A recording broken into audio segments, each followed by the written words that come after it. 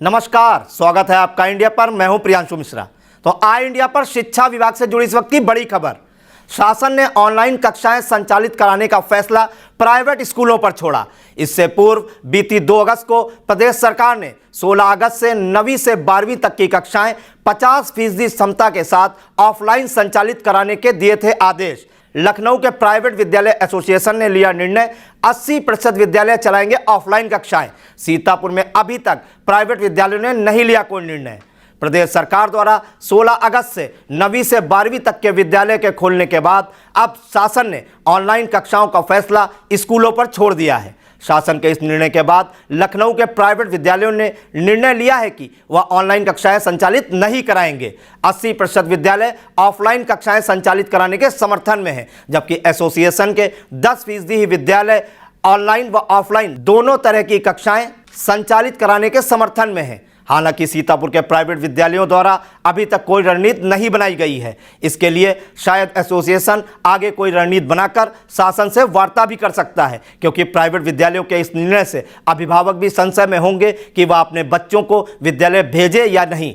वर्तमान हालातों की बात करें तो फिर से कोरोना के केस बढ़ने लगे हैं और तीसरी लहर का खतरा भी मंडरा रहा है। ऐसे में बच्चों को विद्यालय बुलाना कहाँ तक उचित है, क्योंकि कई देशों में फिर से लॉकडाउन लग गया है। अभी फिलहाल छात्र छात्राएं ऑनलाइन पढ़ाई कर रहे हैं। इससे पूर्व शासन ने 16 अगस्त से 50% क्षमता के साथ 4-4 घंटे की 2 पालियों में ऑफलाइन कक्षाएं संचालित कराने का आदेश जारी किया था, लेकिन प्राइवेट विद्यालयों के निर्णय से अभिभावकों को एक तरह से झटका ही दिया है। हालांकि सीतापुर के महर्षि विद्या मंदिर की प्रधानाचार्य शिक्षा दीक्षित व अभिभावक संजीव कुमार तिवारी का भी कहना है कि पिछले करीब 2 वर्षों से शिक्षा व्यवस्था ऑनलाइन ही चल रही है, लेकिन समय को देखते हुए वह भी ऑफलाइन कक्षाओं के ही पक्ष में दिखे। आइए जानते हैं आई इंडिया से वह क्या बोले।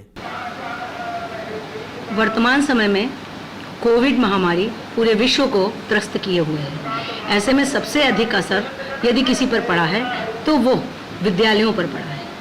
देश के नन्हे मुन्ने नौनिहाल घरों में 2 वर्ष से बंद हैं और वे विद्यालय आने के लिए छटपटा रहे हैं, किंतु उनके जीवन के साथ किसी भी प्रकार का खिलवाड़ नहीं किया जा सकता है, क्योंकि कोरोना महामारी अभी भी चल रही है। और जैसा कि सर्वविदित है कि तीसरी लहर भी लगभग आ चुकी है। तो ऐसी स्थिति में बच्चों को विद्यालय बुलाया जाए या ना बुलाया जाए, इस पर बहुत तरीके की बातचीत सरकार के स्तर पर, विद्यालयों के स्तर पर की गई है।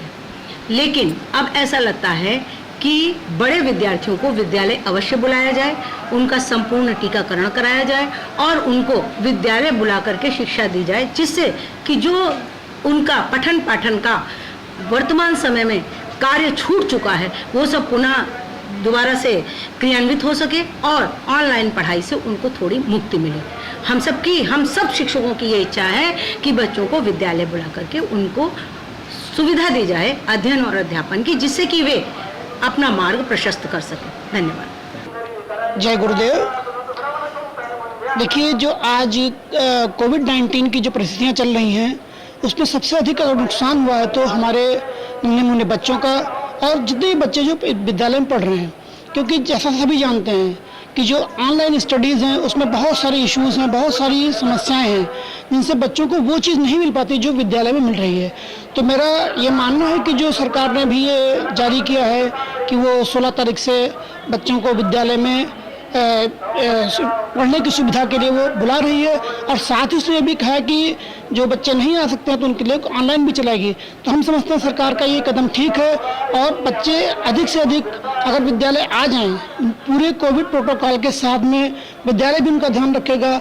और मैं भी एक अभिभावक हूँ, हमारे बच्चे खुद पढ़ रहे हैं, तो मैं ही चाहूँगा कि बच्चे विद्यालय आकर के अपना अध्ययन अध्यापन करें और जो भी उनकी क्वेरीज हैं, जो भी उनकी समस्याएं हैं, उनको अच्छी तरह से अपने विद्यालय के अध्यापकों से और अपने मित्रों से भी वो डिस्कस कर सकते हैं, समझ सकते हैं, जो कि ऑनलाइन में हम समझते हैं उतना संभव नहीं है। कई एक समस्याएं उसकी, जैसे नेटवर्क इशू रहता है, डेटा का भी रहता है, और ऑनलाइन जो स्क्रीनिंग टाइम बच्चों का वो बढ़ जाता है, जिससे बहुत सारी समस्याएं उत्पन्न हो रही हैं। तो मैं यही समझूंगा कि मैं यही कहूँगा कि बच्चे जो हैं वो विद्यालय में आकर के पढ़ें तो ज़्यादा अच्छा रहेगा उनके लिए, क्योंकि अब जैसा कि है कि बच्चों को लगातार टीचरों के संपर्क में रह करके ही अपनी जो प्रगति को आगे बढ़ाना है। तो मैं यही कहूँगा कि बच्चे विद्यालय में आकर के पढ़ें, वो ज़्यादा उनके लिए फ़ायदेमंद होगा।